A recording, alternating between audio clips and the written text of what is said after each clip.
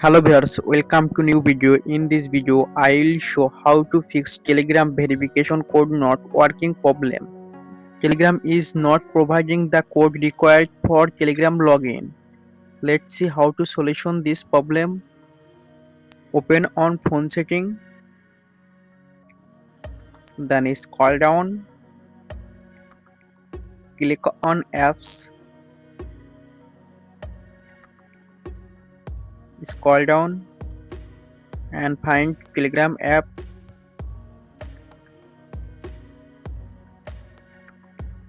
Click on Telegram, tap on storage and click on clear data. Tap on clear cache and tap on clear cache. Click on permission.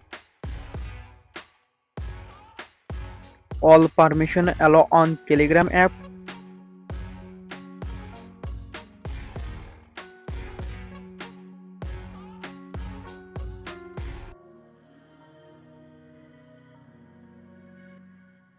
Now go back home page and open on Telegram app. Put on Telegram number and click on arrow icon and tap on yes.